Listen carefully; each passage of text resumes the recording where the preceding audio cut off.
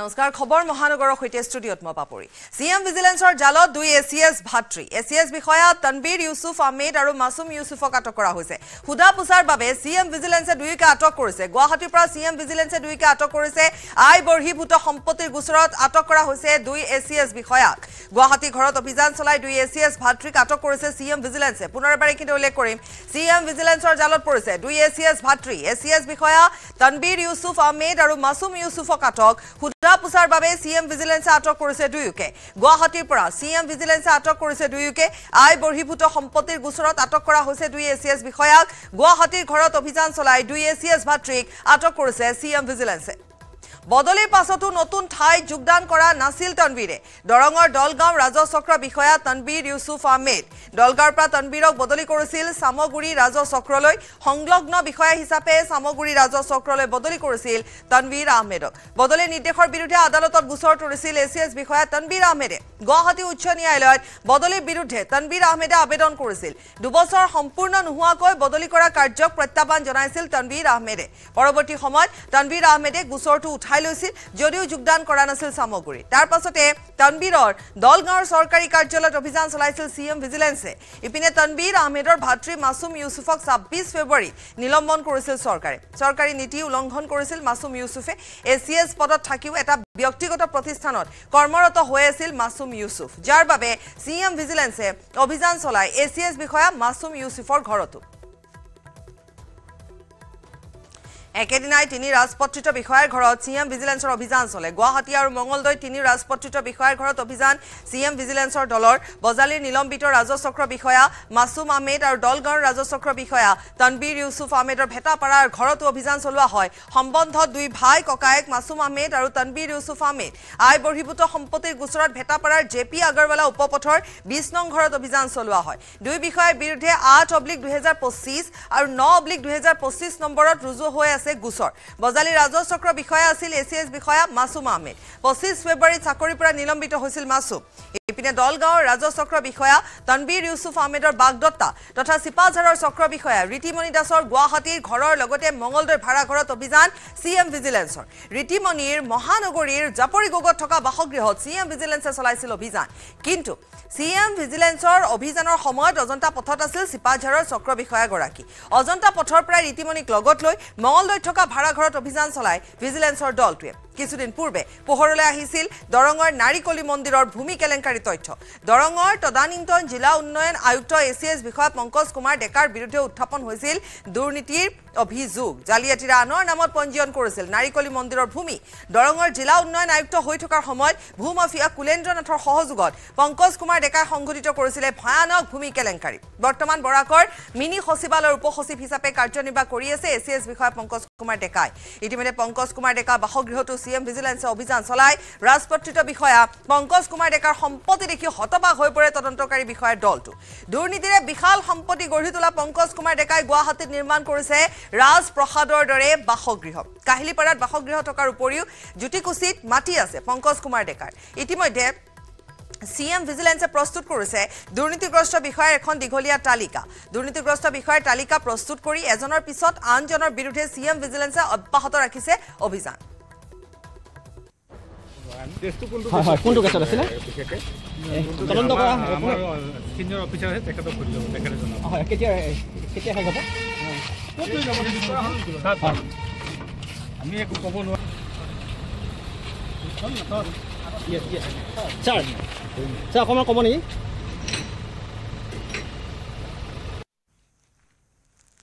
পঞ্চায়ত নিৰ্বাচনৰ পূৰ্বে ধিং কংগ্ৰেছত সংঘাত বিধায়িকা শিৱামণি বৰা আৰু সাংসদ প্ৰদ্যুৎ বৰদলৈ সমৰ্থকৰ মাজত মাৰপিট ধিং ব্লক কংগ্ৰেছৰ সভাপতি ৰূপে নুৰুল আমিনক নিযুক্তিক লৈ সংঘাত পূৰ্বে ধিং ব্লক কংগ্ৰেছৰ সভাপতি ৰূপে নিযুক্ত হৈছিল হাবিবুল ইছলাম সাংসদ প্ৰদ্যুৎ বৰদলৈয়ে বিধায়িকা শিৱামণি বৰাৰ লগত কোনো আলোচনা নকৰাকৈ নিযুক্তি দিছিল ধিং ব্লক কংগ্ৰেছৰ সভাপতি হাবিবুল ইছলামক আৰু এই কথাত ক্ষুণ্ণ বিধায়িকা শিৱামণি বৰাই এআইচিচিলৈ পত্ৰ প্ৰেৰণ কৰিছিল এআইচিচিৰ নিৰ্দেশত প্ৰদেশ কংগ্ৰেছৰ সভাপতি ভূপেন বৰাই পূৰ্বৰ ব্লক কংগ্ৰেছৰ সভাপতি নুৰুল আমিনক পুনৰ নিযুক্তি প্ৰদান কৰে ইয়াৰ পাছতে সংঘাতত লিপ্ত প্ৰদ্যুৎ বৰদলৈ আৰু শিৱামণি বৰাৰ সমৰ্থকসকল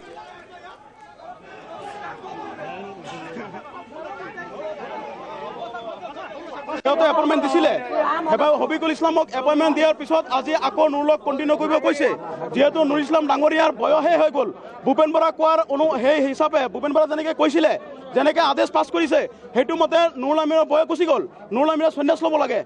1 নম্বৰ কথা এইটো আমাৰ কথা নহয় এইটো দলৰ কথা উপ হাইকমাণ্ডৰ কথা দ্বিতীয় কথা হ'ল হবিকুলক যে সিহঁতে এপইণ্টমেণ্টটো দিলে হবিকুলেতো এপইণ্টমেণ্ট কেঞ্চেল হোৱা নাই হবিকুল দা ডাঙৰীয়াৰ এপইণ্টমেণ্টটো কিয় কেঞ্চেল নকৰাকৈ সিহঁতক কণ্টিনিউ কৰিবলৈ কৈছে এইটো এটা ডাঙৰ কথা আপোনালোকে মাইণ্ড কৰিব এইটো যিহেতু হবিকুলৰ এপইণ্টমেণ্টটো লৈ হবিকুল দা আহি বহি আছে গোটেই উইংছৰ সভাপতিবিলাক গোটেই মণ্ডলবিলাক হবিকুল দাৰ লগত আছে গোটেই ছেক্ৰেটাৰীবিলাক গোটেই ৰাইজ আপোনালোকে চাব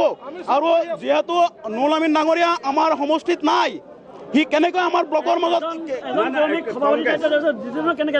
এজন সভাপতি যদি এপইণ্টমেণ্ট লৈ বহি আছে এতিয়া আকৌ নতুনকৈ মানুহ এজন আহি কেনেকৈ সভাপতিত বহিব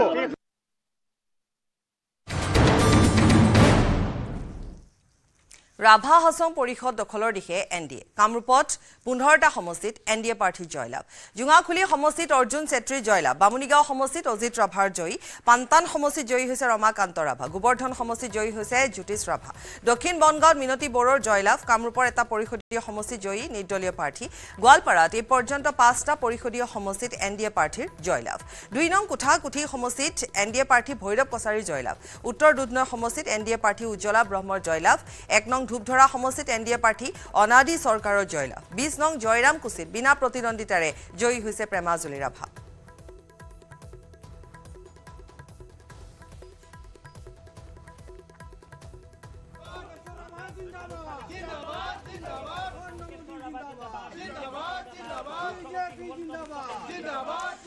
এই মুহূৰ্তত লাইভত আছে আমাৰ সাংবাদিক অৰূপ নাথ আমি অৰূপৰ পৰা সবিস্তাৰে জানিম অৰূপ নিশ্চয়কৈ পাপৰি ক'ব লাগিব মই যিহেতু এতিয়া ভোটগণনা কেন্দ্ৰৰ গোৱালপাৰাত উপস্থিত আছোঁ আৰু এই মুহূৰ্তত ব্ৰেকিং নিউজ আমাৰ হাতত আহি পৰিছে ৰাভা হাছং স্বায়ত্তশাসিত পৰিষদৰ যি মুখ্য কাৰ্যবাহী সদস্য আছিলে টংকেশ্বৰ ৰাভা এই মুহূৰ্তত জয়লাভ কৰিছে 5,500 ভোটতকৈ অধিক ভোটত ব্যৱধানত তেখেতে জয়লাভ কৰিছে আৰু এই মুহূৰ্তত এইটো ডাঙৰ খবৰ আচলতে টংকেশ্বৰ ৰাভা যে এই ৰাভা হাছং স্বায়ত্তশাসিত পৰিষদৰ এগৰাকী চিফ তাৰ উপৰিও ৰাভা হাছং যৌথ মঞ্চৰ মুখ্য আহ্বায়ক টংকেশ্বৰ ৰাভা আৰু টংকেশ্বৰ ৰাভাই ইতিমধ্যে জয়লাভ কৰিছে আৰু প্ৰায় 5,500 ভোটত যি কংগ্ৰেছৰ প্ৰাৰ্থী এগৰাকী আছিলে সঞ্জীৱ ৰাভাক পৰাস্ত কৰিছে আৰু ইয়াক লৈ আচলতে প্ৰায় 9টাকৈ সমষ্টিত ইতিমধ্যে বিজেপি তথা এনডিএ প্ৰাৰ্থী জয়লাভ কৰাটো প্ৰায় নিশ্চিত হৈ পৰিছে গোৱালপাৰা জিলাত আৰু ইয়াৰে পৰিৱেশ মোৰ সহযোগীয়ে দেখুৱাব আৰু টংকেশ্বৰ ৰাভা ডাঙৰীয়া যিহেতু আমাৰ সৈতে আছে যদি সম্ভৱ মই তেখেতৰ পৰা কিছু মন্তব্য ল'বৰ কাৰণে যত্ন কৰিম যিহেতু প্ৰায় 5,500 ভোটৰ ব্যৱধানত তেখেতে জয়ী হৈছে আৰু তাৰ কাৰণে আচলতে এই মুহূৰ্তত ডাঙৰ খবৰ আমি লাইভত আছো আপুনি ব্যস্ত হৈ পৰিছে অভিনন্দন জনাইছো প্ৰথমে আৰু প্ৰায় 5,500 ভোটত ব্যৱধানত আপুনি জয়লাভ কৰিছে প্ৰথম প্ৰতিক্ৰিয়া জয়লাভ কৰাৰ পিছত কি দিব আমাৰ নিউজ 18 অসম নচিত দৰ্শক মই খুব ভাল লাগিল গোটেই কাৰবাৰটো আৰু ৰাইজে তৃতীয়বাৰৰ কাৰণে জিকালে তাৰ কাৰণে ৰাইজক মই ধন্যবাদ জ্ঞাপন কৰিছোঁ আৰু ৰাইজে যি আশাক লৈ মোক ভোট প্ৰদান কৰিছে সেই আশা পূৰণ কৰিবৰ কাৰণে চেষ্টা কৰিম আৰু পৰৱৰ্তী পৰিকল্পনা কি ধৰণৰ হ'ব আপোনাৰ পৰিকল্পনা নিশ্চিত ৰূপত ৰাভা হাছং প্ৰায় 7 লাখ জনসাধাৰণ আছে 7 লাখ জনসাধাৰণৰ সুৰক্ষিত ভৱিষ্যত 7 লাখ জনসাধাৰণৰ ইকনমিক দিশটো 7 লাখ জনসাধাৰণ ক্ষুদ্ৰ ক্ষুদ্ৰ উদ্যোগ 7 লাখ জনসাধাৰণৰ সকলো শান্তি সম্প্ৰীতি সমন্বয়ৰ মাজেৰে আমাৰ ৰাভা হাছং মোৰ ৰাভা হাছং নিজৰ ৰাভা হাছং তাৰ এক দৃষ্টিভংগীৰে আমি কাউন্সিলখন চলাই নিবৰ কাৰণে প্ৰয়াস কৰিম আৰু পৰৱৰ্তী সময়ত আলাপ আলোচনাৰ মাজেৰে আমি পৰিকল্পনা কৰিম তাত মুখ্যমন্ত্ৰীৰ মাৰ্গদৰ্শন থাকিব তেখেতৰ পৰামৰ্শ থাকিব আৰু সকলো দলীয়ভাৱে আমি এনডিএৰ সকলো দলৰ নেতাবিলাকৰ লগত আলাপ আলোচনা কৰি পৰৱৰ্তী পৰিকল্পনা আমি হাতত ল'ম 20ৰ পূৰ্বে ৰাভা হাছং নিৰ্বাচন কোৱাৰ্টাৰ ফাইনেল বুলি কোৱা হৈছে পঞ্চায়ত নিৰ্বাচন ছেমি ফাইনেল বুলি কোৱা হৈছে যিহেতু এইবাৰ আপোনালোকে পুনৰবাৰ চৰকাৰ গঠন কৰিবলৈ গৈ আছে এনডিএ বা ৰাভা হাছং যৌথ মঞ্চই পঞ্চায়ত নিৰ্বাচন আহি আছে ইয়াত কেনেকুৱা ফলাফল হ'ব বা বিধানসভাৰ ফলাফলটো কি ধৰণে আশা কৰিছে ৰাভা হাছংৰ ফাইনেল পঞ্চায়ত নিৰ্বাচন ছুপাৰ ফাইনেল আৰু এছেম্বলি নিৰ্বাচন ছুপাৰ দুপাৰ ফাইনেল গতিকে ইয়াত আৰু বেলেগ কোনো কথা নাই পাক্কা ইয়াৰে প্ৰভাৱটো নিশ্চয়কৈ পঞ্চায়ত নিৰ্বাচন আৰু 26ৰ বিধানসভা নিৰ্বাচন ডেফিনেটলি অলৰেডি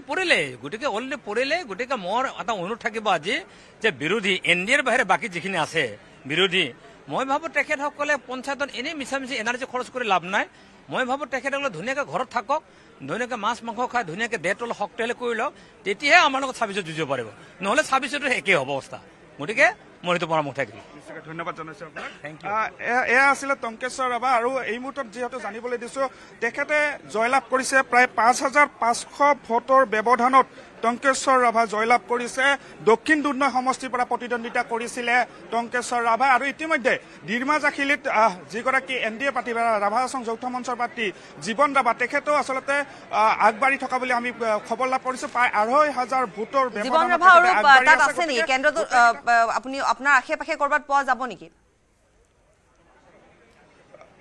হয় পাপৰি কি কৈছে আকৌ এবাৰ যদি কয় জীৱন ৰাভা কেনেবাকৈ তেওঁক পোৱা যাব নেকি তেওঁতো আগবাঢ়ি আছে নিশ্চয় নিশ্চয়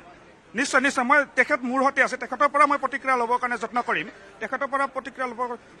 জীৱন ৰাভা হয়তো ওচৰে পাজৰে আছিলে ইয়াতে নিশ্চয়কৈ কি ক'ব জীৱন ৰাভা কেনেকুৱা চলি আছে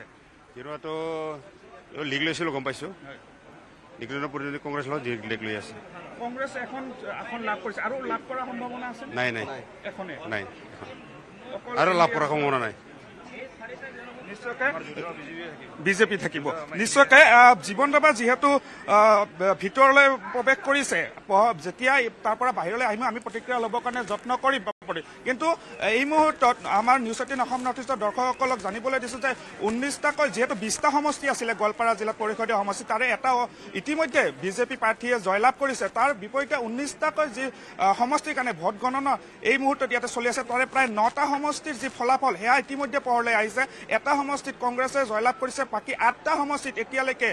বিজেপি তথা NDA প্ৰাৰ্থীয়ে জয়লাভ কৰিছে তাৰ পৰিপ্ৰেক্ষিতত ক'ব পাৰি পাপৰি ৰাভা হাছঙত পুনৰবাৰ NDA গঠন কৰিবৰ কাৰণে গৈ আছে আৰু কামৰূপৰ ফলাফল ইতিমধ্যে ৰাইজে গম পাইছে আৰু গোটেই যিকেইটা ফলাফল এতিয়ালৈকে আছে তাত আচলতে অন্যান্য দলৰ এটা লাভ নিৰ্দলীয় এখন লাভ কৰিছে কংগ্ৰেছে এখন লাভ কৰিছে বাকী এখন কিন্তু গোটেই NDA আৰু বিজেপি তথা ৰাভা হাছং যৌথ মঞ্চই লাভ কৰিছে আৰু কংগ্ৰেছে ইতিমধ্যে কৈ আছিলে যে পৰিষদখন গঠন কৰিম তেখেতক কৈছে কিন্তু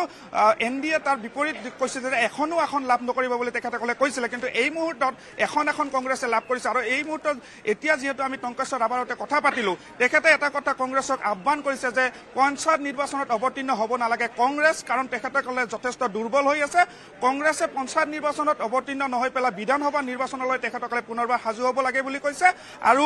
ইয়াৰে যিহেতু প্ৰভাৱ নিশ্চয়কৈ পৰিব কাৰণ আমি সকলোৱে জানো যে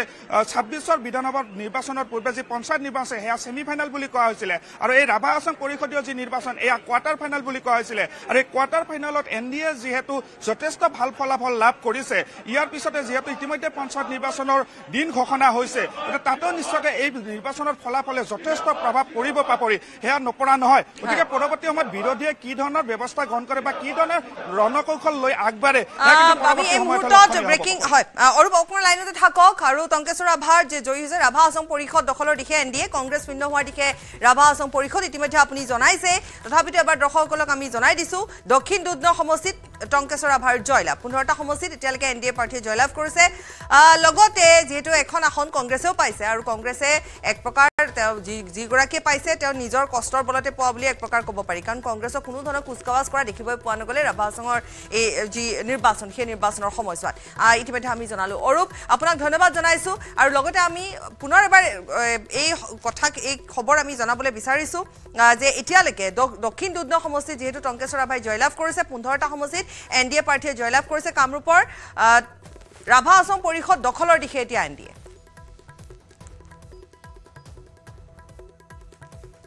ৰিংকু দাসৰো এক বিশেষ প্ৰতিবেদন আছে আগবঢ়াই ল'ম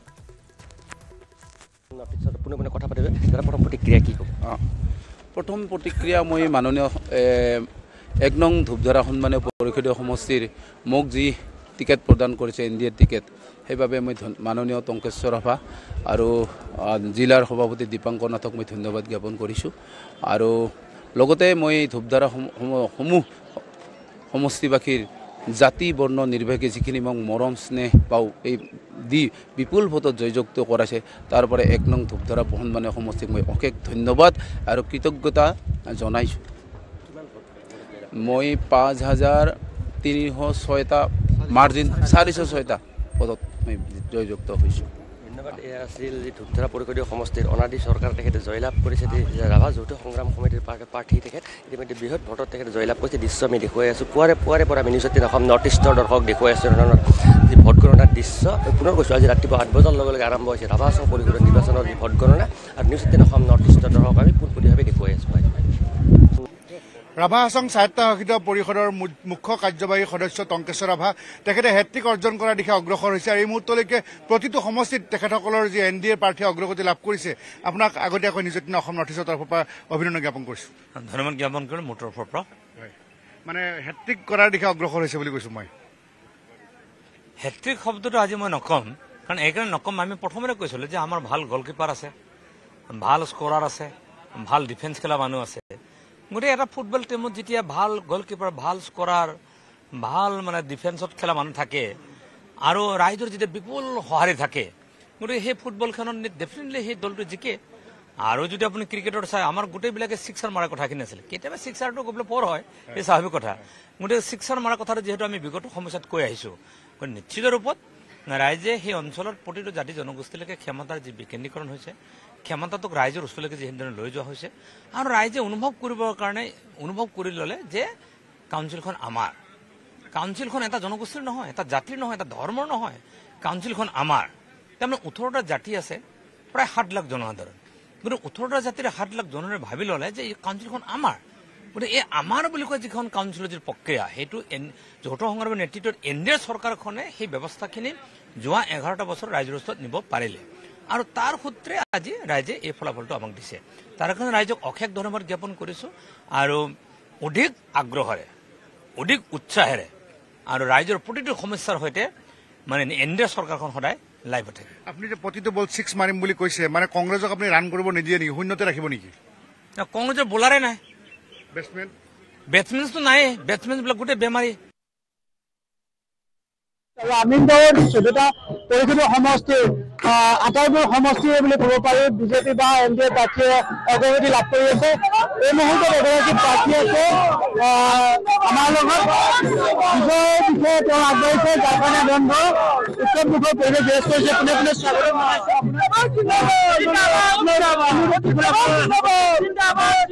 ফলাফলটো ভালে হৈছে। আপুনি বিজয় বুলি ঘোষণা কৰিছে নেকি? বিজয় বুলি ঘোষণা কৰিছে। কোন সমষ্টি কয়? এইটো 30 নম্বৰ বামুণীগাঁও সমষ্টি। কি নাম আপোনাৰ? অজিত আসন, বিজেপি প্ৰাৰ্থী। আৰু আপোনালোকৰ বিজেপি NDA এইবাৰ অগ্ৰগতি ভাল দিছে? মোটামুটি 90% হৈছে। কামৰূপত এটা সমষ্টি অলপ পিছ পৰি আছে, বাকী গোটেইকেইটা সমষ্টিত আগবাঢ়ি আহিছে। এই অঞ্চলটো আপুনি য'ত পৰিণত কৰিছে, এই অঞ্চলটোৰ বিকাশৰ কথা যদি ক'ব যায়, কি বাকী আছে বা কি অনুভৱ কৰে বাৰু? সাধাৰণতে আমাৰ অঞ্চলটোতো পিছপৰা অঞ্চল আৰু যিহেতু ৰাভা হাছং অট'নমাছ কাউন্সিল এলেকাৰ ভিতৰত পৰিছে, গতিকে ৰাভা হাছং অট'নমাছ কাউন্সিলৰ পৰা যিটো আমাৰ কনচেপ্ট প্ৰতি জাতি জনগোষ্ঠীক একেলগে আগুৱাই লৈ যোৱাৰ অধিকাৰ সমন্বয়ৰ যিখিনি কথা, সেইখিনি একেলগে আগবঢ়াই লৈ যোৱাৰ কথাটো চিন্তা কৰিম। যিটো আপুনি সাহসীয়া দলৰ হৈ আপুনি নিৰ্বাচিত হৈছে, গতিকে প্ৰথম কাম কি হ'ব বাৰু আপোনাৰ? মোৰ প্ৰথম কাম হ'ব তাত যিটো ৰাভা হাছং অট'নমাছ কাউন্সিলৰ যিটো 6 শিডিউলৰ যিটো ডিমাণ্ড, সেই ডিমাণ্ডটো কেনেধৰণে আমি আগবঢ়াই দিব পাৰোঁ সেই কথাটো সদায় চেষ্টা থাকিব। ইতিমধ্যে কেন্দ্ৰীয় চৰকাৰ আৰু অসম চৰকাৰে এই বিষয়টো গুৰুত্ব সহকাৰে লৈছে। লগে লগে আমাৰ গাঁৱৰ উন্নয়নটো থাকিব। ষষ্ঠ অনুসূচী কথাটো নিৰ্বাচনৰ সময়ত হয়তো কাৰ্যকৰী কৰে নাই, আপুনি সাহসীয় দলৰ ফালৰ পৰা আপুনি কি পদক্ষেপ ল'ব? নাই, ইতিমধ্যে ষষ্ঠ অনুসূচী প্ৰস্তাৱ কেন্দ্ৰলৈকে গৈছে আৰু অতি সোনকালে নিশ্চয় ষষ্ঠ অনুসূচীৰ বিষয়টো আগবাঢ়ি থাকিব। আৰু আমি এই মুহূৰ্তত আমাৰ জ্যেষ্ঠ সাংবাদিক বিপুল বৰ্মন আছে, তেওঁ আমাক সামগ্ৰিক পৰিৱেশো দেখুৱাই আছে আৰু লগতে তেওঁ সকলোৰে যি ভাষ্য, যি তেওঁলোক উৎফুল্লিত হৈ পৰিছে সেই পৰিৱেশৰ লগতে ভাষ্য সংগ্ৰহ কৰিছে। বিপুল।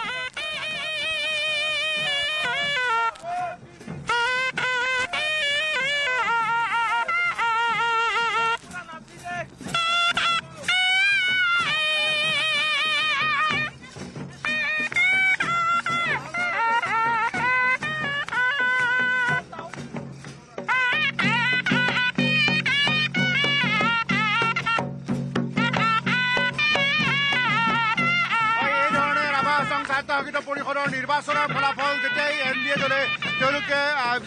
যিধৰণে অগ্ৰগতি লাভ কৰিছে, তাৰ বাবে এই বিজয় উল্লাস তেওঁলোকে পালন কৰিছে। 1 নম্বৰ সমষ্টি হ'ল ধূপধাৰা সমষ্টি। আনহাতে আমি যদি কওঁ 34 নম্বৰ সমষ্টিটো হ'ল ৰাণী সমষ্টি আৰু এই আটাইবিলাক সমষ্টিৰ ভিতৰতে গৰিষ্ঠ সংখ্যক এই মুহূৰ্তলৈকে কংগ্ৰেছে এখন আসনত তেওঁলোকে জয়লাভ কৰিছে আৰু এখন আসনত ইণ্ডিপেণ্ডেণ্ট জয়লাভ কৰিছে। বাকী 34খন আসনতে যি NDA প্ৰাৰ্থীয়ে বিজয় তেওঁলোকে অগ্ৰগতি লাভ কৰিছে, বহুতে জয়লাভ কৰিছে আৰু তাৰ বাবে এনেধৰণে এতিয়া পাৰ ভঙা উৎসাহ, সকলোৱে আনন্দ উৎসৱ পালন কৰিছে আৰু এয়া পেঁপা বজাইছে যে ৰাভা পৰম্পৰাগত।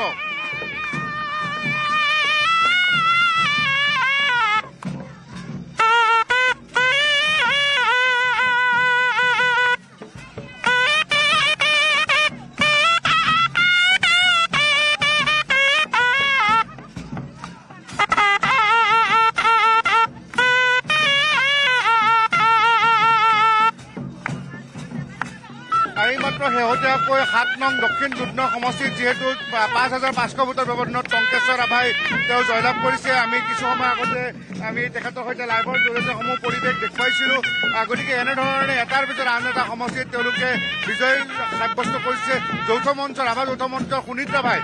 নিকটতম কংগ্ৰেছৰ কমলেশ্বৰ ৰাভাক পৰাজিত কৰিছে। ঠিক তেনেধৰণে অৰ্জুন ছেত্ৰীয়ে জয়লাভ কৰিছে আৰু আমি মাছ জকিলিৰ NDAৰ প্ৰভূত কলিতা তেওঁ জয়লাভ কৰিছে। মাছ জকিলি এটা গুৰুত্বপূৰ্ণ সমষ্টি। ধনুভাঙা সমষ্টিৰ NDAৰ ফণীন্দ্ৰ ৰাভাই জয়লাভ কৰিছে। গতিকে এক্সক্লুচিভলি এই মুহূৰ্তত আমি নিউজ 9 দৰ্শক জনাই আছো যে কোন কেনেকে ক'ত জয়লাভ কৰিছে। আৰু এতিয়া ৰাভা হাছঙৰ যি গণতন্ত্ৰৰ যি উৎসৱ, এই উৎসৱত প্ৰথমবাৰ ভোট দিয়া যি যুৱক যুৱতীৰ পৰা বয়োজ্যেষ্ঠ সকলোৱে তেওঁলোকে অংশগ্ৰহণ কৰিছিলে আৰু 2 তাৰিখে ভোট হৈছিলে। অৱশ্যে আমি লুকি সমষ্টিত নিৰ্দলীয় প্ৰাৰ্থী জেৰিনা যে মাৰাকৰ জয়লাভ দেখিছো আৰু কংগ্ৰেছৰ একমাত্ৰ বিজয় প্ৰাৰ্থী পৰমা ৰাভাক দেখিছো যে তেওঁ পৰমা ৰাভাইও জয়লাভ কৰিছে। গতিকে বন্দাপাৰা সমষ্টিত বিজেপি প্ৰাৰ্থী মেঘালী ৰাভাই জয়লাভ কৰিছে 1200 ভোটত আৰু যিগৰাকী কংগ্ৰেছৰ প্ৰাৰ্থী জিকিছিলে তেওঁ কুকধোৱা দৰংগিৰি সমষ্টিত জিকিছিলে। আৰু বন্দাপাৰা সমষ্টিৰ মেঘালী ৰাভাই মই জয়লাভ কৰাৰ কথা ক'লো আৰু আদিত্য ৰাভাই জয়লাভ কৰিছে। গতিকে আদিত্য ৰাভাই উত্তৰ বনগাঁও সমষ্টিত আৰু মিনতী বড়ো দক্ষিণ বনগাঁও সমষ্টিত জয়লাভ কৰিছে। গতিকে আমি একমাত্ৰ নিউজ অসম নৰ্থ ইষ্টে এই ধৰণৰ বিজয় উৎসৱ দেখুৱাইছো। সমান্তৰালকৈ কোনে ক'ত জিকিছে সেয়াও দেখাইছো যে অনাদি ৰায় চৰকাৰে জয়লাভ কৰিছে এগৰাকী জ্যেষ্ঠ নেতা। দক্ষিণ বনগাঁও সমষ্টিত মিনতী বড়োই জয়লাভ কৰিছে। গোবৰ্ধন সমষ্টিত জ্যোতিষ ৰাভাই জয়লাভ কৰিছে। ৰমাকান্ত ৰাভাই পন্তাৰ সমষ্টিত জয়লাভ কৰিছে। অজিত ৰাভাই বামুণীগাঁও সমষ্টিত জয়লাভ কৰিছে। অৰ্জুন ছেত্ৰীয়ে জঙাখুলি সমষ্টিত জয়লাভ কৰিছে। গতিকে কোঠাকটি সমষ্টিত ভৈৰৱ কছাৰীয়ে জয়লাভ কৰিছে। উত্তৰ দুধনৈ সমষ্টিত যি ৰাভা যৌথ মঞ্চৰ ফালৰ পৰা উজ্জ্বলা ব্ৰহ্মই জয়লাভ কৰিছে। গতিকে আমি সমূহ পৰিৱেশ আমি দেখুৱাই আছো। এনেধৰণে যেনেকৈ আপোনাৰ NDA যৌথ মঞ্চ, NDA বুলি ক'লে ৰাভা যৌথ মঞ্চৰ লগতে বিজেপি আৰু অসম গণ পৰিষদ তেওঁলোকৰ প্ৰাৰ্থীয়ে জয়লাভ কৰিছে। গতিকে সেইকাৰণে এনেধৰণে আনন্দ উল্লাস। তাৰ বিপৰীতে আপোনাৰ এটা লুকা সমষ্টিত ইণ্ডিপেণ্ডেণ্ট আপোনাৰ আৰু এগৰাকী কংগ্ৰেছ প্ৰাৰ্থী জয়লাভ কৰিছে। গতিকে যিহেতু এটা বৃহৎ জয় NDA আৰু তাৰ বাবে আনন্দ উল্লাস। কিছু সময় পিছত টংকেশ্বৰ ৰাভা তেখেতে ওলাই আহিব আৰু যথেষ্ট সংখ্যক দৰ্শকে এনেধৰণে ভিৰ কৰিছে। এয়া গোৱালপাৰা যি আয়ুক্ত কাৰ্যালয়ৰ বাহিৰৰ এই পৰিৱেশ কেমেৰা পাৰ্চন প্ৰভাস সিঙে দেখুৱাই আছে। আৰু এখন প্লেইন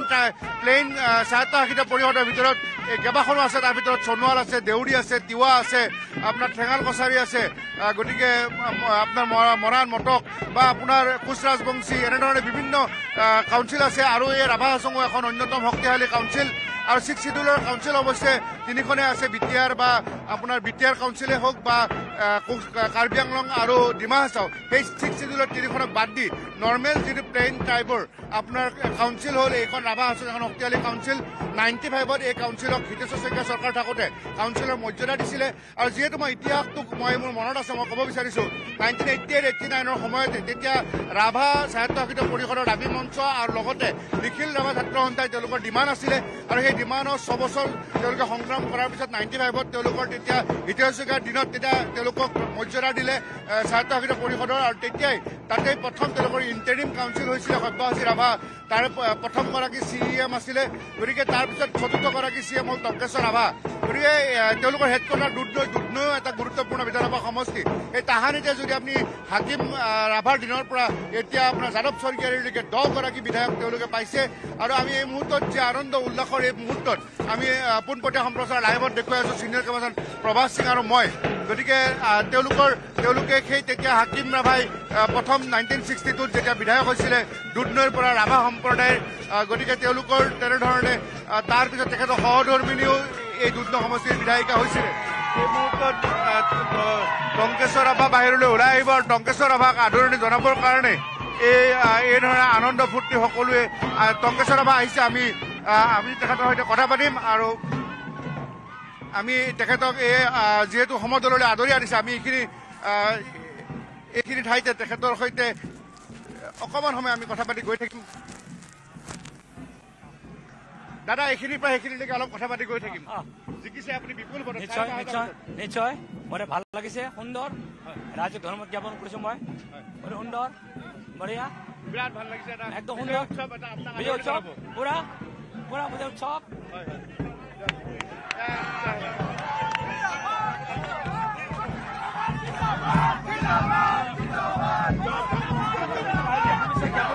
ভাল লাগিছে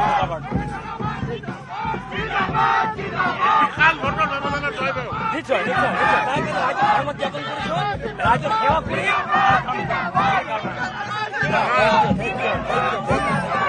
কংগ্ৰেছ ভালো ফলাফল কৰিব নোৱাৰিলে